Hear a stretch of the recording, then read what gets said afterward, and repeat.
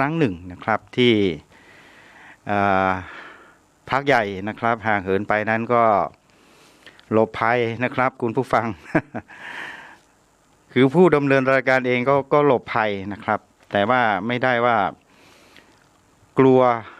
โรคภัยไข้เจ็บจนอกสั่นขวัญหายแล้วก็ไม่กินไม่ไปไม่เที่ยวไม่พบปะอะไรนะครับไม่เข้ากิจกรรมสังคมเลยทั้งหมดก็ไม่ถึงขนาดนั้นแต่ว่าการที่หลบไปนั้นเนี่ยเราก็ต้องมาวิเคราะห์เจาะลึกนะครับเกี่ยวกับปัญหาโรคภัยไข้เจ็บโดยเฉพาะภาวะโควิด -19 เนี่ยเราต้องศึกษานะครับในช่วงเวลาที่เรามีศึกษาดูให้ดีนะครับว่าจุดอ่อนจุดแข็งนะครับแล้วก็ข้อมูลโดยทั่วไปว่าโรคภัยไข้เจ็บดังกล่าวนั้นมันมีความรุนแรงขนาดไหนนะครับวิธีการที่เขาจะเข้าไปจัดการกับมนุษย์ทั้งโลกเนี่ยนะครับเ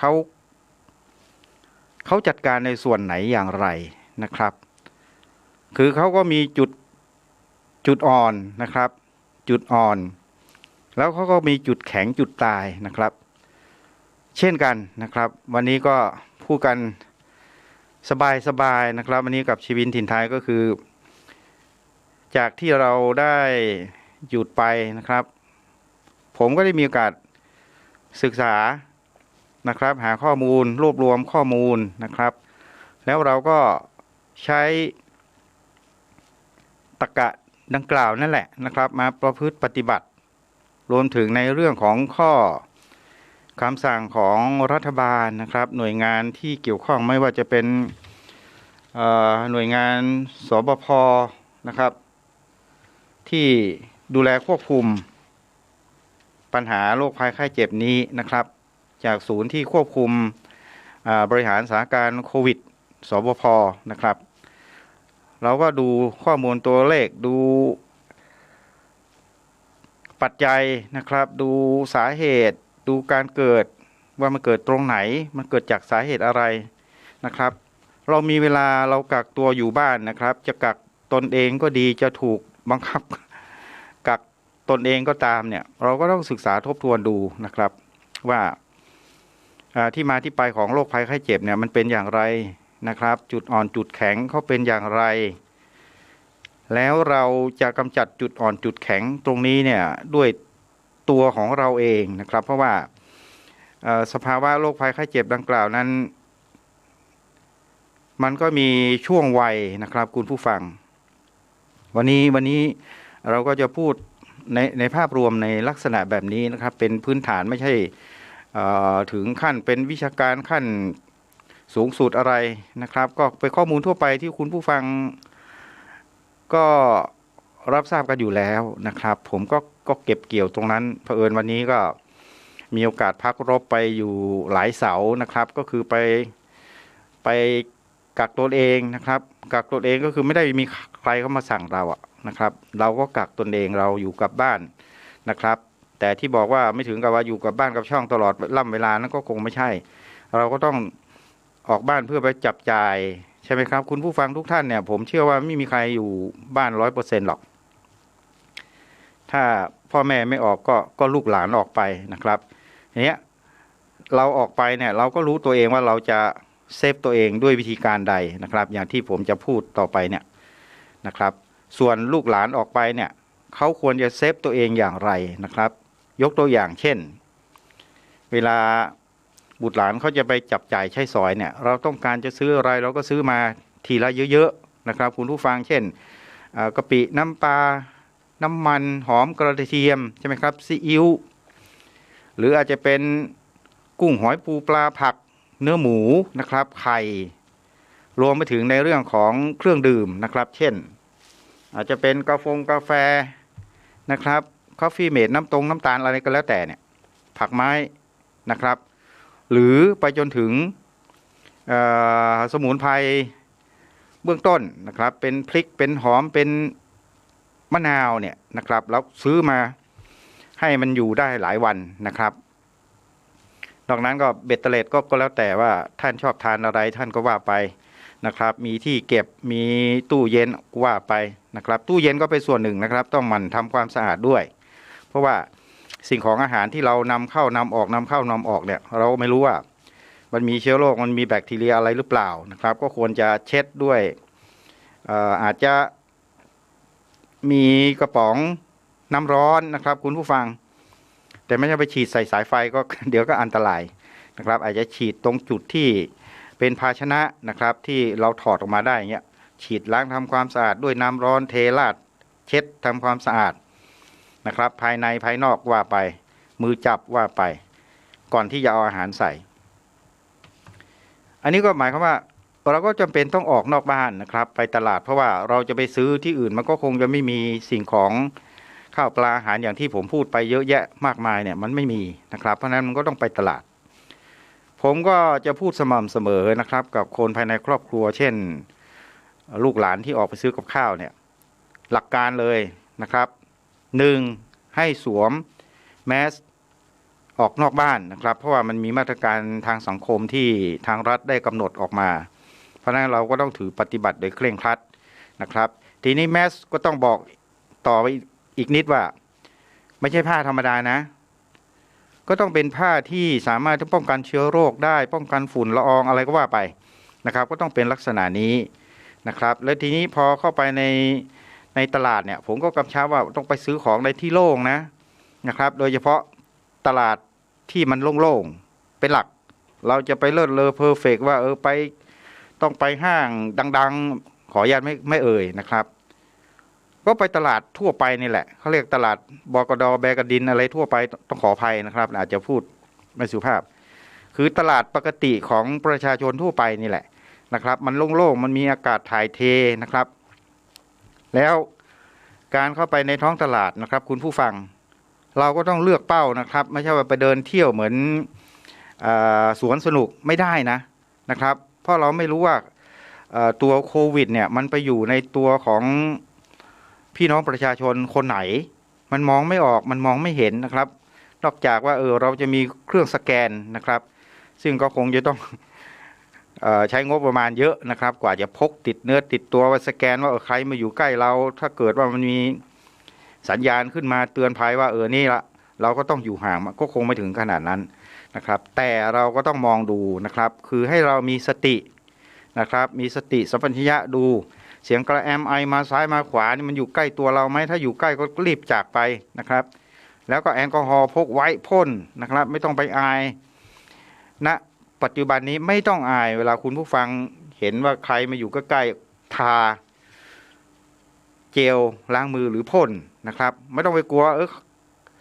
เราไปส่งสัญญาณว่าเรารังเกียจเขาอะไรหรือเปล่าทุกคนอยู่ในภาวะที่จะต้องระมัดระวังตัวกันทั้งนั้นเลยใช่ไหมครับคุณผู้ฟังเพราะฉะนั้นวิธีการดังกล่าวเนี่ยผมก็จะบอกให้ครอบครัวของผมใครออกนอกบ้านเนี่ยแต่ถ้าเป็นเราออกเนี่ยก็คือสิ่งที่ผมจะพูดให้คุณผู้ฟังนะครับว่าผมปฏิบัติตัวอย่างไรเมื่อออกไปแล้วนะครับแล้วเมื่อเข้าบ้านกลับเข้าบ้านแล้วเราทำอย่างไรนะครับเพราะฉะนั้นสิ่งที่ผมจะพูดกับคุณผู้ฟังเนี่ยผมก็จะบอกให้คนภายในครอบครัวของเราไม่ว่าจะเป็นเสื้อผ้าอาภรณ์พันนะครับก็ต้องกลับเข้าบ้านควรทำอย่างไรนะครับฆ่าเชื้อหรือตากแดดอะไรก็แล้วแต่หรือเราต้องไปยืนพึ่งแดดถ้ามันมีแดดสัก 2-3 นาทีนะครับก่อนที่จะไปอาบน้ำล้างหน้าล้างตานะครับยืนพึ่งแดดปุ๊บหลังจากนั้นเสร็จปุ๊บก็ไปล้างมือแต่ช่วงก่อนที่เราจะไปล้างมือเนี่ยก็ต้องเรียนคุณผู้ฟังว่าเราก็อย่าไปเอามือของเราน่ะไปหยิบโน่นหยิบนี่หรือเอามือมาจับควักจมูกนะครับมาแคะขี้ตาอะไรก็แล้วแต่เนี่ยอย่าทำจนกว่าเราจะล้างมือล้างทำความสะอาดเรียบร้อยอันนี้ก็คือสิ่งที่เราจะต้องระมัดระวังนะครับแล้วผมก็จะบอกให้บุตรหลานครอบครัวของผมทุกคนนะครับว่าต้องทำอย่างนี้นะครับเป็นขั้นเป็นตอนนะครับเป็นครอบครัวนะครับเป็น ญาติของครอบครัวอะไรก็แล้วแต่เนี่ยถ้าเข้าในบ้านก็ต้องเป็นลักษณะแบบนี้นะครับนอกจากนั้นแล้วก็มีเครื่องมือวัดไข้ดูสิอุณหภูมิมันเกิดการเปลี่ยนแปลงอะไรมากน้อยเพียงใดแม้ว่าการวัดอุณหภูมิอาจจะไม่ได้ผลนะครับเพราะว่าเชื้อในบางทีมันก็ไม่ได้เกี่ยวกับอุณหภูมิสูงอุณหภูมิต่ำเพราะว่าคนที่เขาติดเชื้อนะครับหรือได้รับเชื้อเข้าไปในร่างกายในช่วงหลังๆเนี่ยนะครับเชื้อมันมีความแตกต่างมากกว่าในยุคโควิดระบาดในช่วงปี 2562 นะครับคุณผู้ฟังเพราะว่ามันมีที่มามันมีแหล่งมันมีการพัฒนานะครับเชื้อโรคมันมีการพัฒนาตัวของมันเองด้วยสายพันธุ์อะไรก็แล้วแต่เนี่ยนะครับหรือแหล่งที่เป็นจุดกำเนิดของเชื้อโรคเนี่ยเราไม่รู้ว่ามันมาจากไหน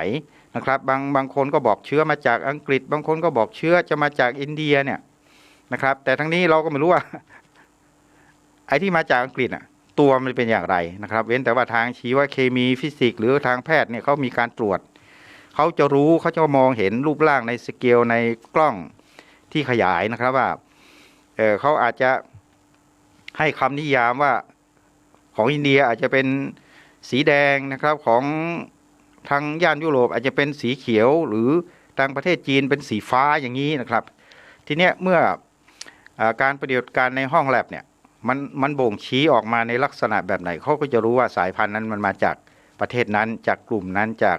พื้นที่ตรงนั้นใช่ไหมครับคุณผู้ฟังเพราะฉะนั้นส่วนเราเนี่ยเรามีแต่ตาสองตามีมือสองมือสองแขนสองมือสองหูเนี่ยกับอีกหนึ่งปากเนี่ยเราไม่สามารถจะพูดบอกได้ว่าอันนั้นมันพันนั้นพันนี้แต่สิ่งที่ผมอยากจะบอกคุณผู้ฟังเนี่ยก็คือสิ่งที่ผมพูดไปคร่าวๆเนี่ยเว้นระยะห่างนะครับสวมแมสเว้นระยะห่างกินร้อนช้อนกลางนะครับเหินห่างจากผู้คนไม่ว่าจะสมาคมอะไรก็แล้วแต่ชวนไปกินอาหารอร่อยตรงนั้นตรงนี้เนี่ยอย่าลืมว่าคุณผู้ฟังว่าเราเนี่ยป้องกันตนเองเนี่ยแต่บางทีเนี่ยเราไปทานอาหารร่วมกับผู้อื่นเนี่ยผู้อื่นเขาป้องกันเหมือนกับเราไหมอันนี้ไม่มีใครรับประกันได้นะครับนอกจากนั้นแล้วคุณผู้ฟังอย่าลืมว่าเวลาเราไปทานอาหารเนี่ยเป็นห้องอับหรือเป็นห้องแอร์เนี่ยบางทีครอบครัวเราเนี่ยไม่เป็นนะครับแต่เราก็ไม่รู้ว่าเด็กเสิร์ฟอาหารเนี่ยเขารับเชื้อโรคเข้าไปแล้วหรือไม่นะครับเขารับเชื้อไปหรือยังไม่มีใครบอกเราได้คุณผู้ฟังอย่าไปถามว่าหนูไปอยู่ห่างอย่ามาอยู่ใกล้เขาก็มีหน้าที่เสิร์ฟเขาทำตามหน้าที่เป็นบริกรให้เราใช่ไหมครับเพราะฉะนั้นตัวนี้เราจะไปพูดเราจะไปเขาเรียกว่าดูหมิ่นดูแคลนเขาก็ไม่ได้ดีไม่ดีเขาก็ฟ้องกลับเราอีกว่ารู้ได้ยังไงว่าหนูเป็นใช่ไหมครับเพราะฉะนั้นมันก็มีปัญหาตามมาในเรื่องของข้อกฎหมายในเรื่องของการเหยียดหยามการลดคุณค่าของเขาไปเพราะฉะนั้นสิ่งที่เราหลีกเลี่ยงได้ก็คืออยากทานอะไรใช่ไหมครับก๋วยเตี๋ยวทำเองได้ไหมเอาข้าวมันไก่ทำเองได้ไหมก็ซื้อมาทำที่บ้านเราสามารถที่จะเซฟเราสามารถที่จะสร้างความเข้าใจสร้างภูมิคุ้มกันในระดับที่ถือว่ามาตรฐานละนะครับมาตรฐานภายในครอบครัวของเราอย่างในบ้านของผมเนี่ยผมมีน้ำยาฉีดพ่นพื้นบ้านนะครับเป็นน้ำยาปรับไวรัสนะครับโดยที่ไม่ต้องไปขอจากหน่วยงานที่ไหนเราก็สรรหามานะครับเอามาไว้ฉีดในบ้านของเราฉีดรั้วฉีดประตูขอบหน้าต่างหรือว่าที่มือจับรถยนต์มอเตอร์ไซค์นะครับฉีดหมดยางรถฉีดหมดแล้วอีกตัวหนึ่งก็คือตัววัดอุณหภูมินะครับคือเราสามารถที่อยู่บ้านเราจะเช็คตัวเราเองได้ตลอดเวลาครับตัววัดอุณหภูมิว่าวันนี้ไข้ขึ้นไหมความจริงคุณผู้ฟังถ้าเราไม่มีเครื่องวัดคุณผู้ฟังก็จับดูปกติอุณหภูมิของเราเนี่ยก็จะอยู่นะครับอยู่ไม่เกิน37องศานะครับอยู่ไม่เกิน37องศาอันนี้มันเป็นมาตรฐานที่ว่าถือว่าร่างกายเราปกติบางทีเนี่ยเราอยู่บ้านเนี่ยอาจจะประมาณสัก35-36กว่านะครับพอคุณผู้ฟังขับรถนะครับหรือรถนั่งส่วนตัวเนี่ยจะไปธุระปะปังที่ไหนก็แล้วแต่เนี่ยผมเชื่อว่าทุกท่านเนี่ยถ้าไม่เปิดกระจกรับลมนะครับก็ต้องปิดกระจกแล้วเปิดแอร์ใช่ไหมครับก็มี2 อย่าง เหตุผลที่ว่าเปิดกระจกเพื่อรับลมเนี่ยบางทีมันเป็นการถ่ายใช่ไหมครับตื่นเช้ามาเนี่ยคุณผู้ฟังจะเดินทางไกลสมมุติว่าเดินทางจากเชียงใหม่เนี่ยไปธุระที่อำเภอแม่อายใช่ไหมครับเนี่ยเราตื่นเช้ามาเนี่ยรถเราเนี่ยมันอาจจะมีฝุ่นละอองมีความชื้นมีอะไรก็แล้วแต่เนี่ยเขาบอกก่อนที่คุณจะเปิดแอร์เนี่ยคุณต้องเปิดไล่ลมซะก่อนนะครับไล่ลมเช็ดทำความสะอาดเปิดประตูนะครับถ้ามีรถของเราเนี่ยรถส่วนตัวก็แล้วแต่รถกระบะรถอะไรก็แล้วแต่เนี่ยถ้ามีพื้นที่เนี่ยเราควรจะเปิดประตูนะครับเปิดทำความสะอาดไล่ลมทำความสะอาดความชื้นอะไรก็แล้วแต่แล้วนี้ตื่นมาตอนเช้าก่อนที่เราจะเปิดแอร์เนี่ยเขาแนะนำว่าคุณควรจะเปิดลมไล่ลมอาจจะปิดความเย็นนะครับเปิดพัดลมในรถ1ละหรือ2ก็คือเปิดกระจกทั้ง4บานนะครับให้ลมเข้าประตูซ้ายออกขวาลมเข้าขวาออกประตูหลังอย่างนี้เป็นต้นนะครับเพื่อให้กลิ่นอับนะครับหรือกลิ่นเหม็นอะไรก็แล้วแต่เนี่ยมันหลุดออกไปนะครับเพื่อให้ภายในบอดี้หรือตัวถังของรถตัวประทุนอะไรก็แล้วแต่เนี่ยนะครับมันมีความสะอาดนะครับมันมีกลิ่นสะอาดขึ้นนะครับหลังจากนั้นเนี่ยเราถึงค่อยปิดนะครับในช่วงที่เราขับรถไปเนี่ยหรือว่าจะก่อนสตาร์ทรถออกจากบ้านก็แล้วแต่พอปรับอุณหภูมิอะไรทั้งหลายแหล่เนี่ยให้มันลมมันโกรกมันโชยมันพัดเอากลิ่นทั้งหลายที่ไม่ดีเนี่ยออกไปหลังจากนั้นพอเราออกเดินทางปุ๊บเราถึงค่อยๆเปิดแอร์นะครับเปิดแอร์ก็ไม่จำเป็นปุ๊บปั๊บจะต้องไปเร่งเอาสเกลระดับสูงไปเลยนะครับค่อยๆเปิดไปทีละสเต็ปนะครับลองดูซิว่าอุณหภูมิที่มันมีอยู่ในอากาศในรถนะครับมันมีเท่าไหร่พอเปิดระดับนี้มันเย็นไหมค่อยไล่สเต็ปไปอย่างนี้เป็นต้นนะครับอันนี้ก็เป็นอีกส่วนหนึ่งที่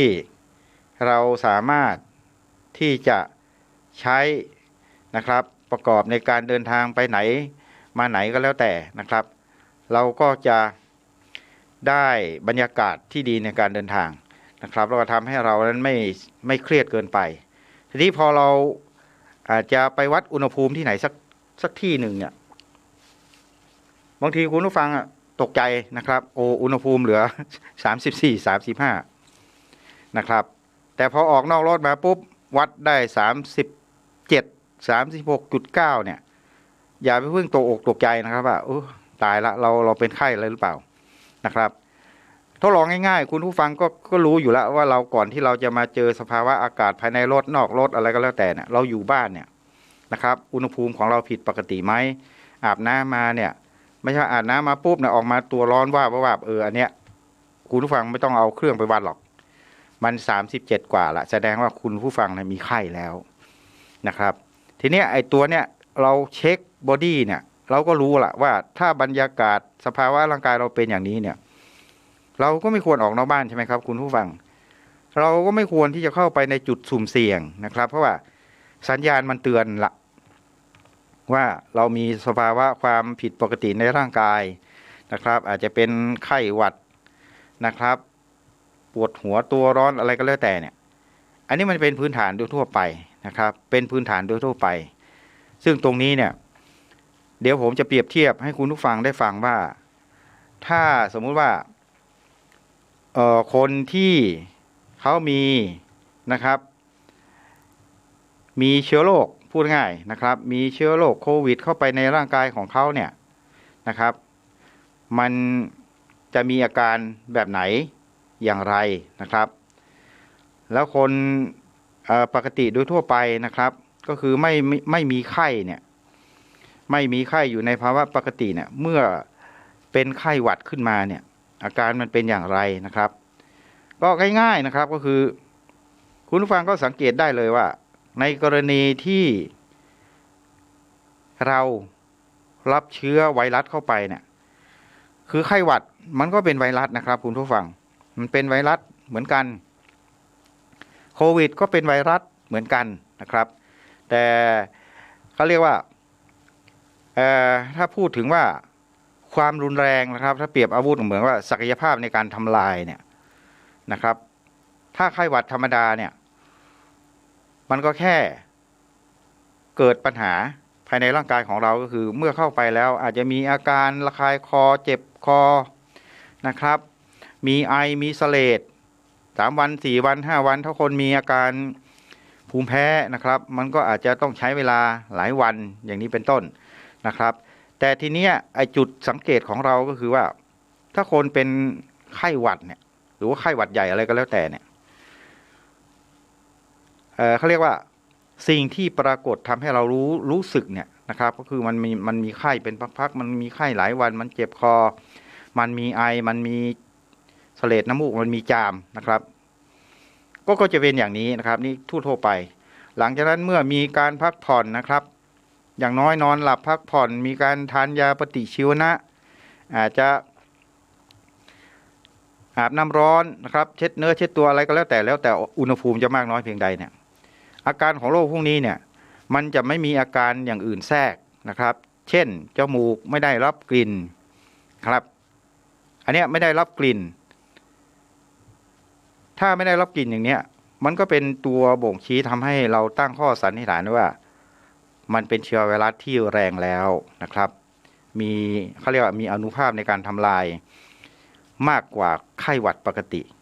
ถ้าอย่างนี้ทานอาหารแล้วไม่รู้นะครับไม่รู้รสไม่รู้กลิ่นทานไม่ได้หรือว่าเบื่ออาหารมีการถ่ายมีการท้องเสียอย่างเงี้ยอย่างเนี้ยคุณผู้ฟังก็จงได้รับรู้ไว้ด้วยว่าควรจะพบแพทย์เพื่อเข้าทำการตรวจนะครับอันนี้คือการเขาเรียกเช็คบอดี้นะครับแล้วอุณหภูมิแน่นอนนะครับคนที่อยู่ในภาวะอย่างนี้เนี่ยมันเกินละ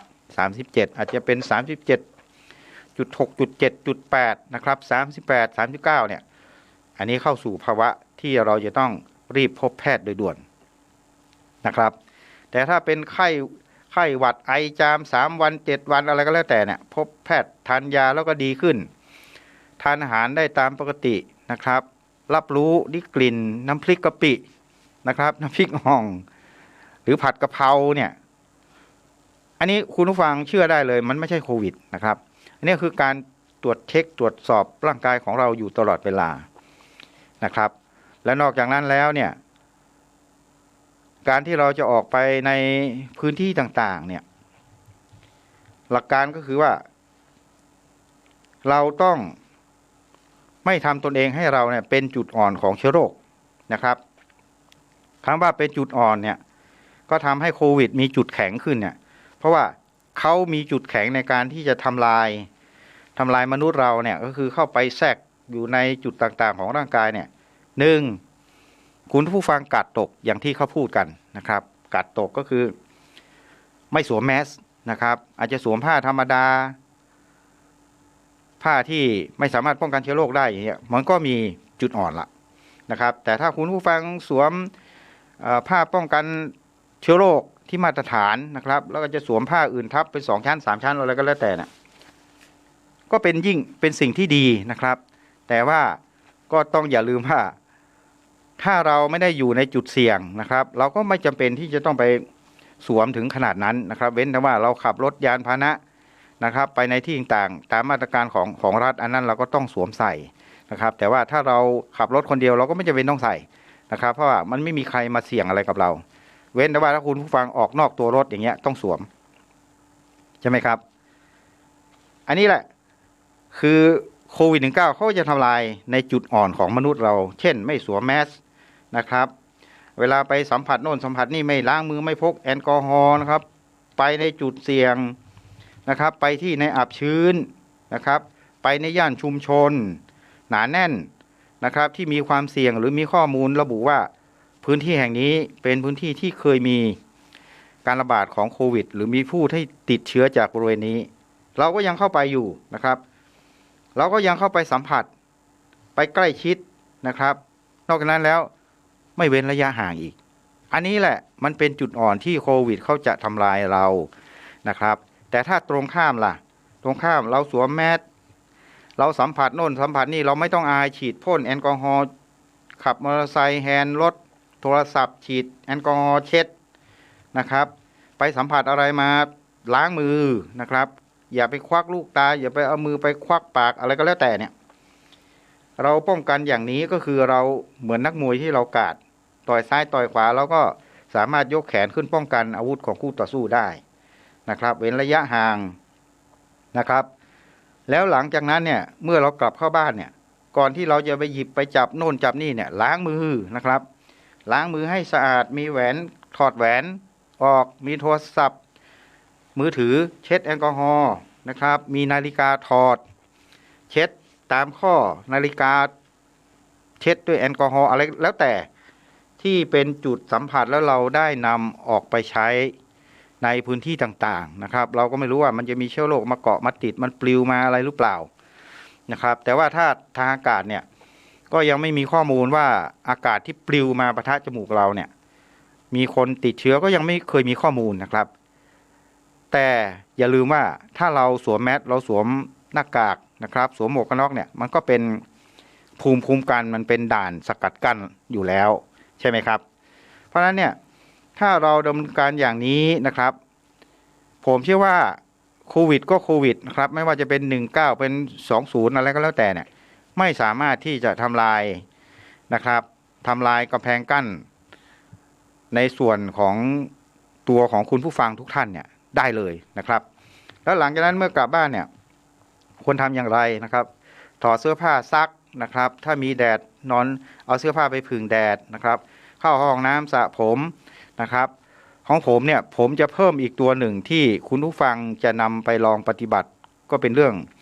ที่แล้วแต่ใช้ดุลพินิจแต่ผมได้รับคำแนะนำนะครับมาจาก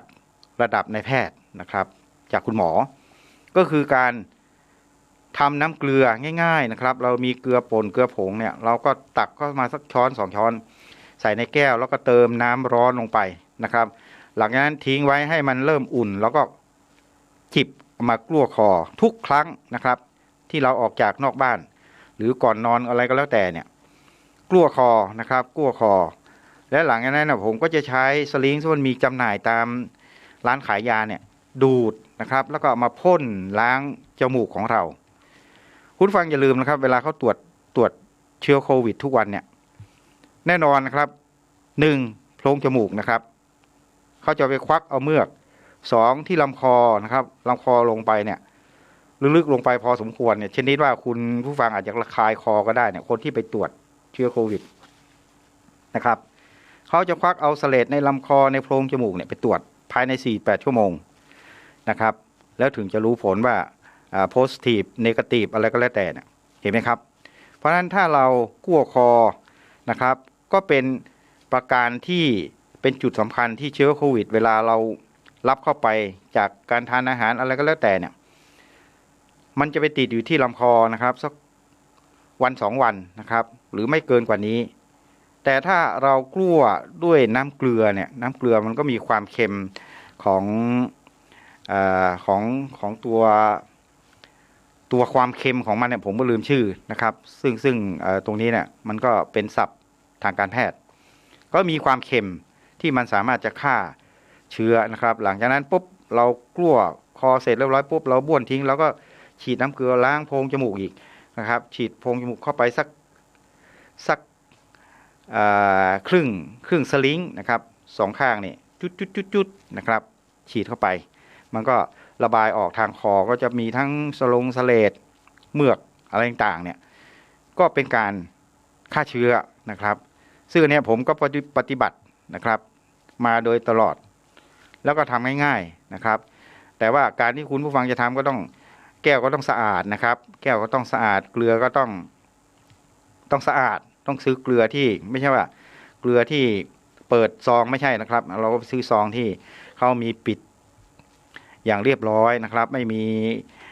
ฝุ่นละอองอะไรเข้าไปเนี่ยอันนี้ก็เป็นหลักการพื้นฐานที่เราสามารถจัดการได้นะครับหลังจากนั้นเนี่ยพอเราทานอาหารปุ๊บเนี่ยเราก็บ้วนปากล้างแปรงฟันอะไรก็แล้วแต่เนี่ยผมก็จะตามด้วยอะไรครับตามด้วยน้ำอุ่นน้ำร้อนน้ำมะนาวนะครับก็ทานกันอย่างนี้หมุนเวียนกันอย่างนี้นอกนั้นแล้วพอเราออกนอกบ้านเนี่ยเราก็มีกาดอย่าตกที่พร้อมลบ 100%อยู่แล้วเพราะนั้นถ้าทำได้อย่างนี้นะครับคุณผู้ฟังผมมั่นใจว่าโควิดไม่สามารถที่จะมาทำลายกำแพงกั้นความปลอดภัยของตัวคุณผู้ฟังทุกท่านได้อย่างแน่นอนนะครับเพราะว่าเรารู้จุดอ่อนเรารู้จุดแข็งจุดตายนะครับของตัวเราเองนะครับของเชื้อไวรัสโควิด -19 อันนี้เรารู้จุดอ่อนจุดแข็งจุดตายเราศึกษาหาข้อมูลนะครับแล้วเราก็รู้วิธีการป้องกันในระดับพื้นฐานของประชาชนที่เป็นวิถีชีวิตที่เรียบง่ายนะครับเรียบง่ายผมก็เชื่อว่าคุณผู้ฟังก็ปลอดภัยแต่ถ้าเมื่อไหร่เราละหลวมนะครับเราละหลวมเราน็อตหลุดนะครับชีวิตเราก็จะหลุดได้นะครับแต่ว่าถ้าเรามันทบทวนนะครับศึกษาหาความรู้ทำความเข้าใจมันนะครับว่าโควิด -19 มันเป็นอย่างไรนะครับเราก็มาทบทวนบทบาทของเราว่าในวันหนึ่ง24 ชั่วโมงเรามีจุดอ่อนตรงไหนเรามีจุดแข็งตรงไหนเราจะมีวิธีป้องกันชีวิตเราให้อยู่รอดปลอดภัยได้อย่างไรพร้อมกับครอบครัวของเราเนี่ยเราหมั่นทบทวนนะครับคุณผู้ฟังก็ทบทวนตัวเราทบทวนหลักการศึกษาหาข้อมูลนะครับแล้วก็ศึกษาหาจุดอ่อนจุดแข็งของเชื้อโรคไวรัสตรงนี้ด้วยนะครับคุณผู้ฟังอาจจะแย้งฉันไม่ใช่แพทย์นะครับใช่เราไม่ใช่แพทย์แต่เราก็สามารถที่ทำหน้าที่เหมือนแพทย์ได้นะครับคุณผู้ฟังสามารถจะทำแบบนี้คุณผู้ฟังก็เหมือนกับเราทำหน้าที่แพทย์ได้นะครับถ้าเราไม่ทำหน้าที่เหมือนแพทย์ล่ะนะครับคุณผู้ฟังรู้ไหมเชียงใหม่ของเราทันทีแพทย์ก็ไม่พอนะครับพยาบาลก็ไม่พอเพียงเจ้าที่ก็เหนื่อยล้าใช่ไหมครับถึงต้องมีโรงพยาบาลสนามนะครับโรงพยาบาลสนามเนี่ยโดยหลักการสภาวะความเป็นจริงเนี่ยโรงพยาบาลสนามเนี่ยมันควรจะอยู่ในสนามรบใช่ไหมครับแต่ตอนนี้เนี่ยเราจะบอกว่าโรคภัยไข้เจ็บไม่ใช่สนามรบเหรอตอนนี้มันใช่แล้วนะครับเพราะมันมีเจ็บไข้ได้ป่วยใช่ไหมครับเพราะนั้นโรงพยาบาลสนามเนี่ยถึงต้องเป็นพื้นที่ขยายให้มีพื้นที่รองรับให้กับผู้ป่วยนะครับในสภาวะวัยต่างๆในช่วงอายุต่างๆนะครับเพื่อที่จะทำให้โรงพยาบาลหลักๆที่เขาบำบัดดูแลรักษาโรคอายุรกรรมผ่าตัดอะไรโรคภัยอื่นๆเนี่ยนะครับได้มีพื้นที่ให้คนผู้ป่วยเนี่ยได้พำนักพักพิงได้บำบัดรักษานะครับไม่ใช่ว่าแล้วโควิดล่ะโควิดไปอยู่ไม่ได้เหรอนะครับแต่ตอนนี้มันเยอะนะครับก็ต้องเรียนคุณผู้ฟังว่าตัวเลขเนี่ยเมื่อมีการตรวจค้นภาคสนามมีการสืบค้นไปในพื้นที่ต่างๆเนี่ยยิ่งค้นยิ่งเจอนะครับเพราะว่าเชื้อโรคโควิดที่เข้ามาในช่วงปลายปี63มาปี64เนี่ยมันอาจจะยกระดับที่เขาเรียกว่ามันสร้างตัวตนของมันนะครับคือเราจะเอาเครื่องวัดเนี่ยไปวัดอย่างเมื่อวานเนี่ยผมดูคลิปหนึ่งนะครับจังหวัดหนึ่งครับผมไม่ขอเอ่ยจังหวัดเขาก็แล้วกันแต่เขาก็ทำดีนะครับเนี่ยลงไปทางกำแพงเพชรลงไปทางอยุธยาเนี่ยในตลาดนะครับทุกร้านค้ามีเครื่องวัดอุณหภูมินะครับทุกร้านมีเครื่องวัดอุณหภูมิคุณผู้ฟังซื้อจากร้านอาหารในกอซื้อก๋วยเตี๋ยวร้านในกอเนี่ยต้องวัดอุณหภูมินะครับวัดอุณหภูมิหลังนั้นเอาไปซื้อปลาท่องโกอีกร้านหนึ่งต้องวัดอุณหภูมิคือสรุปละคุณผู้ฟังไปซื้อของร้านทุกร้านในตลาดชุมชนของจังหวัดดังกล่าวเนี่ยเจอเครื่องวัดหมด นะครับแต่ว่าเขาเรียกว่าในแง่ของ psychology เนี่ยก็คือในเรื่องของจิตวิทยาเนี่ยคุณผู้ฟังมันก็เป็นผลดีนะครับว่าตลาดนั้นมันมีความปลอดภัยแต่ทั้งนี้ทั้งนั้นเนี่ยไอตัวผู้ไปจับจ่ายใช้สอยเนี่ยถ้าไม่ปลอดภัยเนี่ยคุณผู้ฟังอย่าลืมนะครับว่าไอเครื่องที่มีทุกร้านก็ช่วยไม่ได้นะครับเพราะคุณผู้ฟังสามารถที่จะเอาโรคภัยไข้เจ็บไปแจกให้เจ้าของร้านที่เขาขายสินค้าได้ถูกไหมครับเพราะอะไรครับเพราะเราเป็นแหล่งเพาะเชื้อโรคแล้วเราไม่ป้องกันนะครับไม่ป้องกันหมายว่าคุณกาดตกคือหลักไม่สวมแมสนะครับบางคนเนี่ยโวยวายดื่ม แอลกอฮอล์เข้าไปนิดหน่อยเนี่ยโอ้ยตัวผมตรวจทุกวันผมไม่เป็นโรคผมไม่วัดอย่างนี้นะครับคุณอาจจะโดนคนในพื้นที่นั้นวัดใจว่าเอายังไงดีกับคนประเภทนี้นะครับเพราะนั้นก็อย่าให้มีเรื่องแบบนี้ดีกว่านะครับเพราะว่าหนึ่งก็จะมีเรื่องทะเลาะวิวาทนะครับสองถ้าคุณเป็นเชื้อโรคเนี่ยคุณก็ตัวเป็นมหันตภัยละนะครับที่มันอาจจะเกิด เขาเรียกว่าสหนะครับสหพลังที่ไม่ทราบฝ่ายได้นะครับเพราะนั้นก็อันนี้ก็พูดติดตลกนะครับแต่ว่าในความเป็นจริงก็อย่าให้เกิดนะครับเพราะว่าถ้าเกิดแล้วก็อาจจะเจอแบบนี้ได้เพราะว่าทุกคนเขาก็กลัวพูดง่ายๆเขาก็กลัวเสียชีวิตถูกไหมครับคุณผู้ฟังทุกคนก็กลัวเสียชีวิตเพราะชีวิตเขามีค่านี่ใช่ไหมครับเขาสามารถจะทำเงินนะครับเขาสามารถจะทำประโยชน์ให้กับหน้าที่การงานนะครับทำประโยชน์ให้กับครอบครัวทำประโยชน์ให้กับสังคมเนี่ยเขาจำเป็นจะต้องมาเสี่ยงกับคนที่กาดตกอย่างนี้มันก็ไม่สมควรนะครับซึ่งในต่างประเทศเนี่ยอาจจะมีเขาเรียกว่าอาจจะมีสถานการณ์ที่รุนแรงนะครับกับคนประเภทที่ท้าทายนะครับหรือว่าเข้าศูนย์บำบัดรักษาแล้วหลบหนีนะครับหลบหนีออกไปเนี่ยถ้าเป็นต่างประเทศเนี่ยแน่นอนนะครับถ้าเป็นบุคคลที่เขาเรียกว่าไปก่อพฤติกรรมอย่างนี้เนี่ยก็คงจะถูกมาตรการที่รุนแรงได้นะครับซึ่งผมก็ไม่ทราบว่าในแต่ละประเทศนั้นเขามีกฎเกณฑ์กติกาเขาเรียกว่ามาตรการทางสังคมแบบนี้มีอะไรบ้างนะครับซึ่งเราก็คงไม่ต้องไปกังวลละนะครับแต่ผมเชื่อว่าก็คงจะรุนแรงนะครับแต่บ้านเราเนี่ยก็แค่จับเข้าสถานกักกันนะครับเพราะฉะนั้นคุณผู้ฟังอย่าลืมนะครับว่าคำว่าสถานกักกันหรือการกักขังเขาเรียกว่ากักตัวเองเนี่ยจริงๆแล้วเนี่ยการกักตัวเองเนี่ยก็คือถ้าพูดตามมาตรการทางกฎหมายเนี่ยเขาเรียกว่ามาตรการที่ศาลมีคำสั่งให้กักกันนะครับหรือว่าให้อยู่ในพื้นที่เฉพาะนะครับเช่นบุคคลที่มีพฤติการที่เป็นภัยทางสังคมเนี่ยศาลเขามีคำสั่งนะครับกักบริเวณอาจจะให้ตามคำพิพากษาของศาลเนี่ยอยู่จุดใดจุดหนึ่งนะครับเช่นอาจจะมีคนควบคุมดูแลก็ตามนะครับหรืออาจจะมอบหมายให้ญาติพี่น้องคอยควบคุมดูแลนะครับถ้าปล่อยปละละเลยก็อาจจะมีความผิด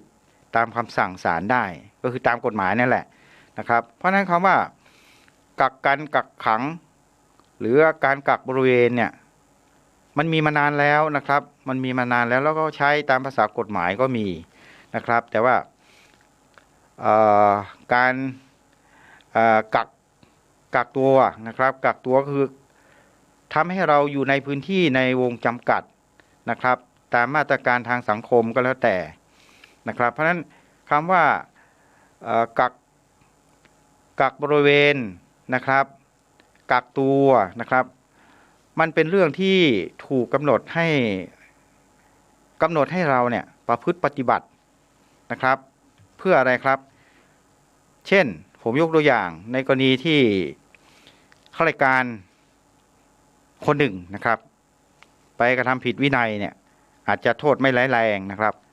ผู้บัญชาก็มีคำสั่งว่าให้กักบริเวณนะครับให้กักบริเวณก็คือให้กักตัวอยู่ในพื้นที่นะครับหรือให้ปฏิบัติหน้าที่เนี่ยเป็นเวลาต่อเนื่องนะครับ2 วัน 3 วันนะครับถ้ากักยามล่ะกักยามก็คือให้เข้ายาม เช่นข้าราชการที่เราทราบกันเนี่ยตำรวจทหารเนี่ยกักยามนะครับคือไม่อยู่ยามหลับยามเนี่ยก็กักยาม3 วัน 7 วันอย่างนี้เป็นต้นก็คือให้อยู่ในพื้นที่นะครับให้ทบทวนความผิดของตนเองใช่ไหมครับว่าคุณทำผิดแบบนี้ต่อไปคุณต้องไม่ทำอีกนะครับแล้วการกักตัวนะครับกักตัวเช่นคุณผู้ฟังเนี่ยอาจจะไปในพื้นที่เช่นลำพูนเนี่ยได้ข่าวว่ามีเชื้อโรคระบาดแล้วมีการเสียชีวิตหรือเปล่านี่ผมไม่แน่ใจนะครับก็ต้องขออภัยด้วยถ้าข้อมูลผิดพลาดเนี่ยเขาก็จะมีการเข้มงวด นะครับในการเข้าออกภายในพื้นที่นะครับหรือทางจังหวัดเชียงใหม่ของเรานี่แหละซึ่งผมก็ทราบข่าวว่าตำบลหานแก้วอำเภอหางดงนะครับเขามีการกักพี่น้องประชาชนเนี่ยไม่ให้เข้าออกคนนอกไม่ให้เข้าคนไหนไม่ออกคนนอกไม่เข้าเพื่อทำการเขาเรียกว่าพัดเจอไรก็คือการปฏิบัติการในการชำระสะสางฆ่าเชื้อโรคนะครับโดยอาจจะมีการเก็บข้อมูลสำรวจทุกหมู่บ้านนะครับเก็บรายละเอียดว่าใครผ่านนะครับมีการตรวจสอบใครผ่านคือผ่านก็คือหมายความว่าเป็นเนกาทีฟนะครับทุกบ้านเลยนะครับหลังจากนั้นก็ไปเจาะเอาบ้านที่มีปัญหาที่มีการแพร่เชื้อระบาดเพื่อที่จะกำจัดเชื้อโรคแล้วหลังจากนั้นก็จะได้นำตัวของคนที่รับเชื้อไปแล้วเนี่ยเข้าสู่ขั้นตอนนะครับในการบำบัดรักษาเช่นอาจจะมีการคัดกรองนะครับตรวจสอบสภาวะร่างกายของผู้ติดเชื้อนั้นนะครับว่ามีสภาวะโรคภัยไข้เจ็บมีโรคประจำตัวอะไรบ้างนะครับมีภาวะความสุ่มเสี่ยงในทางร่างกายเช่นปอดการหายใจโรคทางเดินอาหารมีไหมนะครับนอกจากนั้นแล้วก็ลองดูซิว่าคนที่มีเลือดบวกนะครับหรือว่ามีเชื้อบวกของโควิด -19 เนี่ยมีไวรัสที่เป็นทุนเดิมอยู่ในร่างกายเนี่ยมากไหมนะครับเมื่อรับเชื้อเข้าไปแล้วก็วิเคราะห์ต่อว่าเขาจะสามารถฉีดวัคซีนได้ไหมลักษณะนี้นะครับอันนี้ผมก็ไม่แพทย์นะครับต้องขออภัยคุณผู้ฟังที่ฟังรายการอยู่ก็พูดตามข้อมูลที่เราฟังมาที่เรารับทราบรับรู้มาที่เราค้นคว้ามานะครับดูว่าจะใช้ยาปฏิชีวนะตัวไหนจะลดไวรัสค่าของไวรัสในร่างกายของเราลงไปได้อย่างไรนะครับนอกจากนั้นมีในเรื่องของระบบการหายใจความดันสูงไหมต้องใช้ยาลดความดันต้องใช้ยาปฏิชีวนะกี่ตัวนะครับตรงนี้แหละมันก็เป็นขั้นตอนในทางการแพทย์นะครับเพราะฉะนั้นการกักตัวเองอยู่บ้านก็เพื่อดูว่าครบ14วันเนี่ยมันมีปัญหามันมีความผิดปกติไหมใช่ไหมครับถ้าครบ14วันเนี่ยมันไม่มีปัญหามันไม่มีโรคภัยไข้เจ็บที่มีความรุนแรงมีไข้มีอุณหภูมิสูงการไม่ได้รับกลิ่นอะไรพวกนี้มันมีไหมถ้ามันไม่มีก็ถือว่าเราปลอดภัยเราก็สามารถที่จะออกนอกบ้านได้นะครับแต่ว่าเมื่อคุณฟังออกนอกบ้านเนี่ยก็ต้องระมัดระวังละนะครับเพราะว่าโควิด -19 เขาก็จะโจมตีเรานะครับในส่วนจุดอ่อนของเราอย่างที่ผมได้พูดไปดังกล่าวข้างต้นนะครับไม่ว่าจะเป็นเรื่องแมสนะครับเราไปอยู่ในสุ่มเสี่ยงไหมเรามีการสัมผัสอะไรไหมเราไม่เว้นระยะห่างอะไรหรือเปล่าเนี่ยเรามาตรการในบ้านเราพร้อมรบนะครับแต่เราไปสยบตอนออกนอกบ้านคือเราประมาทใช่ไหมครับก็ยังไปสุ่มเสี่ยงอยู่นะครับไปจับโน่นจับนี่นะครับกลับมาบ้านไม่อาบน้ำไม่ใช้แอลกอฮอล์ไม่ฆ่าเชื้อไม่ล้างมือเรากัดตกละกลับเข้าบ้านเป็นไงครับเรียบร้อยเลยคนที่บ้านเราพร้อมรบสยบโควิด -19 ได้หมดมีตัวเราคนเดียวเข้าไปแล้วเราไม่ชำระสะสางตัวเราให้สะอาดใช่ไหมครับก็รับเชื้อโรคไปรับไปก็เป็นยังไงครับไปทานอาหารกับครอบครัวเราก็เอาไปแบ่งปันให้ครอบครัวนะครับเมื่อไปแบ่งปันให้ครอบครัวสิ่งที่ตามมาถ้าเกิดว่ามีรถตู้ขาวๆสวมเสื้อกาวเสื้อขาวๆมาจอดหน้าบ้านเราเป็นไงครับสังคมนะครับตามมาละสังคมนี้ก็เป็นที่เข้าใจกันนะครับว่าคนที่อยู่ใกล้บ้านเราเขาชักจะหวาดผวาละนะครับเพราะนั้นนี่คือสิ่งที่มันเป็นปัญหาในลักษณะของการดำเนินวิถีชีวิตของพี่น้องประชาชนคุณผู้ฟังทุกท่านนั่นแหละนะครับว่าวิถีชุมชนเราอยู่อย่างไรนะครับบางทีการไปวัดไปวาก็ดีเนี่ยนะครับถ้าไม่จำเป็นเราอยู่หน้าบ้านเรามีวัดอยู่กับบ้านสร้างบ้านให้เป็นวัดนะครับสร้างบ้านให้เป็นบ้านสร้างวัดให้เป็นสร้างบ้านให้เป็นวัดอยู่กับบ้านเราในช่วงนี้ก็เป็นเรื่องที่ดีนะครับไหว้พระสวดมนต์ตื่นเช้ามาก็ใส่บาตรทำบุญนะครับหรือจะไปงานเขาเรียกว่าอวมงคลนะครับงานศพอะไรก็แล้วแต่เนี่ย เขาไม่ว่าเราหรอกนะครับ แค่เราไปแสดงตัวเคารพศพเนี่ยนะครับยื่นซองขาวเสร็จปุ๊บแล้วก็กลับนะครับหรือคุณผู้ฟังจะไปร่วมงานชาปนกิจศพก็ไปได้นะครับไปร่วมขบวนเพราะมันโล่งๆใช่ไหมครับแต่ถ้าไปอยู่บ้านเนี่ยตอนนี้เขามีมาตรการห้ามเกิน20 คนหรือว่าไงเนี่ยนะครับเห็นไหมครับว่าการไปอยู่ในงานอัปมงคลหรืองานศพเนี่ยบางทีก็มีความเสี่ยงนะครับเพราะว่าพี่น้องประชาชนที่มาร่วมงานเนี่ยเราไม่รู้ใครเป็นใครนะครับญาติบ้านเหนือบ้านใต้บ้านตะวันตกตะวันออกเนี่ยเราแค่ไปเคารพศพนะครับต่อเจ้าภาพเราก็มอบซองเพื่อเป็นของกำลังใจนะครับหรือว่าจะใส่ซองใส่เงินอะไรก็แล้วแต่เนี่ยเอาไปมอบเพื่อเป็นการสมทบทุนในการดำเนินงานบำเพ็ญกุศลศพเนี่ยแค่นี้ผมก็เชื่อว่าเขาก็พอใจแล้วนะครับเราก็กลับบ้านกลับช่องของเราไม่จำเป็นจะต้องไปเสี่ยงไปอยู่นานๆนะครับเพราะว่าอย่างที่บอกโควิดเขาก็เตรียมที่จะโจมตีเราละนะครับแต่ว่าถ้าเรากาดไม่ตกเนี่ยเราดำเนินวิถีชีวิตแบบนี้นะครับผมเชื่อว่าโควิดจะมาพันไหนก็แล้วแต่เนี่ยก็ไม่สามารถที่จะทำลายเผ่าพันธุ์ของมนุษย์ได้เพราะว่าเราสร้างภูมิคุ้มกันด้วยตัวของเราเองได้อย่างถูกวิธีนะครับแล้วก็อย่างที่สามารถทำได้โดยทั่วไปนะครับไม่จำเป็นจะต้องไปสวมเสื้อเกราะป้องกันกระสุนนะครับไม่ต้องถึงขนาดนั้น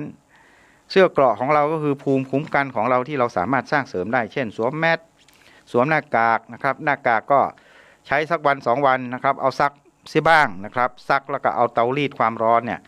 เอารีดนะครับรีดให้มีความร้อนเราก็สามารถที่จะนำกลับมาใช้ได้นะครับและหลังจากนั้นเวลาคุณผู้ฟังจะเอาไปทิ้งเนี่ยก็ควรจะแยก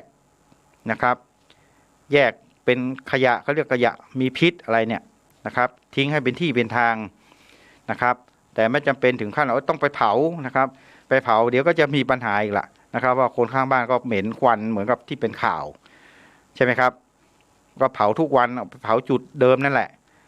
ตรงประตูหน้าต่างบ้านเขาเนี่ยจะกลั่นแกล้งหรือเปล่านะครับผลก็ตามมาก็คือมีการทะเลาะวิวาทได้นะครับเพราะนั้นทั้งนี้ทั้งนั้นเนี่ยสิ่งที่พูดในรายการวันนี้ก็อาจจะเป็นเรื่องเบาๆนะครับแต่ว่า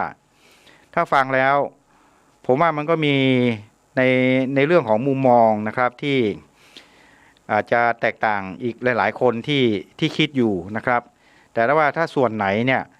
มันเป็นส่วนเสริมนะครับเสริมเข้าไปในวิธีการที่มุมมองที่แตกต่างเนี่ยที่บางทีเราอาจจะมองเหมือนกันนะครับเขาเรียกว่าการมองไกลเนี่ยนะครับอาจจะมองต่างมุมใช่ไหมครับ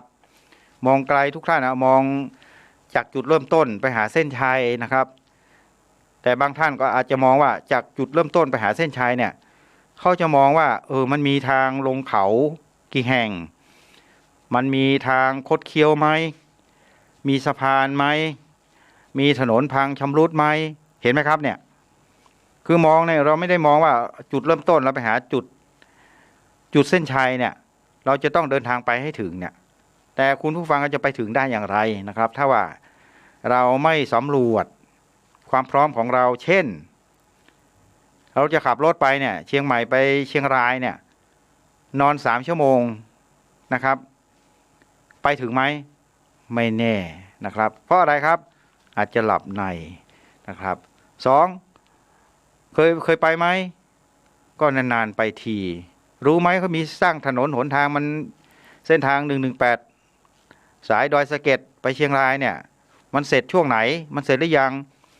ไม่ได้ไปอยู่3 อาทิตย์อันนี้จบเลยนะครับเพราะว่าเราไม่รู้ข้อมูลนะครับทางโค้งทางลงเขาเนี่ยเพราะฉะนั้นมุมมองเนี่ยมันมองไม่เหมือนกันในเรื่องของโควิด-19เนี่ยมองอย่างวิชาการนะครับมองอย่างนักมวยมีประสบการณ์เขาเรียกว่าเชิงชกมวยที่สูงเนี่ยเขาก็ย่อมมีโอกาสชนะถูกไหมครับแต่ถ้าเป็นมวยวัดก็วัดใจอยู่นั่นนะครับวัดไปวัดมาดีไม่ดีก็เหนื่อยเปลืองแรงนะครับกว่าชนะได้นี่หืดขึ้นคอเลยใช่ไหมครับคุณผู้ฟังเพราะฉะนั้นนี่การมองต่างมุมเนี่ยก็ขอให้มองอย่างมีสติอย่างมีปัญญาที่ชาญฉลาดนะครับแล้วก็สิ่งสำคัญที่สุด ในการดำเนินชีวิตก็คือ เราก็ต้องไม่ประมาทในชีวิตด้วยเช่นกันนะครับเราต้องไม่ประมาทในชีวิตเพราะว่าการเกิดมาของมวลมนุษยชาติของเรานั้นนะครับเรารู้วันเกิดนะครับแต่ว่าเราไม่รู้ว่าวันตายของเรานั้นมันมาเมื่อไหร่นะครับ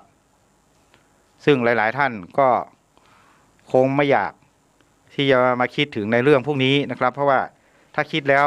มันก็บั่นทอนใช่ไหมครับบั่นทอนชีวิตจิตใจของเราในการที่จะมีโอกาสใช้ชีวิตทำความดีทำสิ่งที่เรายังทำไม่สำเร็จอะไรก็แล้วแต่เนี่ยแต่ว่าในทางพุทธศาสตร์นั้นเขาก็มีการที่อยากจะให้มนุษย์เรานั้นในทัศนะของชาวพุทธนั้นได้หมั่นตรึกนะครับนึกถึงความตายไว้อยู่ตลอดเวลานะครับเพื่อที่เราจะได้มีความพร้อมเวลาที่คุณผู้ฟังจากโลกนี้ไปเนี่ยจะได้ไปอย่างมีสตินะครับถ้าเรามีโอกาสที่จะมีอายุชีวิตยืนยาวนานเพื่อทำในสิ่งที่เราต้องการหรือที่เราทำไม่สำเร็จนั้นสิ่งสำคัญที่สุดก็คือเราก็ต้องไม่ประมาทนะครับไม่ประมาทเหมือนคำภาษิตทางพุทธศาสตร์ที่ว่าปมาโทอาจโนปทังความประมาทก็เป็นเส้นทางแห่งความตายนะครับอัปมาโทอมตะปทังความไม่ประมาทเป็นเส้นทางอมตะนะครับแต่ทีเนี้ยมันจะเป็นเส้นทางอมตะได้เนี่ยคุณผู้ฟังก็ต้องมีอะไรครับก็ต้องมีหลักการดำเนินชีวิตที่ดีก็คือมีสตินะครับอยู่กับตัวนะครับมีสัมปชัญญะมีการสะสมบุญนะครับอย่างทุกเช้าผมก็ใส่บาตรทำบุญวันนี้ก็เอาบุญมาฝากทุกท่านกันแล้วกันเพราะว่าหลายเสาร์แล้วไม่ได้มาเพราะว่าก็คือหลบภัยนะครับหลบภัยก็คือไม่ได้ไปเที่ยวเตะให้ฮะสเปะสปะนะครับหรือขาดหลักปรัชญาในการที่จะใช้ชีวิตอย่างเหมาะสมก็ไม่ใช่เราก็มีหลักการในการดำเนินชีวิตอย่างที่ผมมาเล่านี่แหละก็คือการกักตัวนะครับ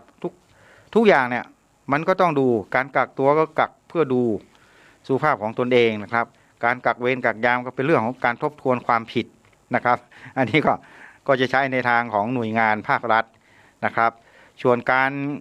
กักกันนะครับอาจจะใช้ในทางภาษากฎหมายคนที่มีเป็นพิษเป็นภัยต่อสังคมนะครับอันนี้มันก็จะมีในภาษากฎหมายอยู่นะครับคือทำความผิดไม่เกิดการหลาบจำนะครับอาจจะต้องมีการกักกันนะครับห้ามเข้าพื้นที่กำหนดเนี่ยมันอยู่ในข้อกฎหมายนะครับอันนี้ผมคงไม่ลงรายละเอียดก็ทุกท่านก็ลองไปเปิดดูกันแล้วกันมันจะมีในส่วนของมาตราต้นๆเนี่ยในภาคความผิดนะครับไล่ไปมาตรา1ไปจนถึงมาตรา90เนี่ยนะครับลองไล่ดูมันก็มีอยู่เจตนาตามมาตรา59 60กระทำโดยพลาดสำคัญผิด61 62 64ไม่รู้ข้อกฎหมายนะครับ69ก็อาจจะเป็นในเรื่องของ67กระทำความผิดเกินความจำเป็นบันดาลโทสะอะไรก็แล้วแต่เนี่ยนะครับก็ต้องไปเปิดไล่ดูเพราะนั้นคำว่ากักกันกักยามกักบริเวณอะไรพวกนี้มันเป็นเรื่องเก่าๆนะครับที่เขาเอามาใช้ในมุมมองของการป้องกันโรคภัยไข้เจ็บในสมัยใหม่ในสมัยปัจจุบันเนี่ยก็คือการกักตัวครับให้คุณฟังมาทบทวนดูว่าเรามีอะไรผิดปกติในร่างกายเราไหมถ้า14วันไม่มีก็เหมือนว่าเราก็หมดโทษ หมดโทษจากโรคภัยไข้เจ็บนั่นเองนะครับวันนี้ก็พูดกันมาวันนี้เนี่ยก็อยากจะให้คุณผู้ฟังเนี่ยนะครับฝากคาถาไว้คอผอปอคอควายก็คือคิดนะครับใช้ชีวิตด้วยการใช้ความคิดพิจารณาผอก็คือวางแผนในการดำเนินชีวิตนะครับด้วยมีหลักการด้วยความไม่ประมาทนะครับแล้วก็ปรับเปลี่ยนนะครับปรับเปลี่ยนเรียนรู้เพื่อสร้างโอกาสให้กับชีวิตตนเองเพราะว่าการปรับเปลี่ยนเรียนรู้เพื่อสร้างโอกาสให้ชีวิตกับตนเองนั้นก็ทำให้เรามีข้อมูลนะครับเช่นโรคภัยไข้เจ็บมันมีที่มาอย่างไรนะครับมีที่ไปอย่างไรที่จบอย่างไรแล้วเราจะป้องกันให้ชีวิตของเราปลอดภัยได้อย่างไรอันนี้ก็เป็นส่วนหนึ่งในรายการคุยกันวันเสาร์วันนี้นะครับนำมาฝากคุณผู้ฟังหมดเวลาแล้วพอดีนะครับก็คงจะต้องอำลาจากไปด้วยเวลาเพียงเท่านี้นะครับทิ้งท้ายนะครับ ศีลธรรมคือสมบัติที่แท้จริงของมนุษย์ขอบคุณสำหรับการติดตามนะครับคุณผู้ฟังวันนี้ลาไปก่อนชีวินถิ่นไทยนะครับกับรายการคุยกันวันเสาร์พบกันใหม่ใน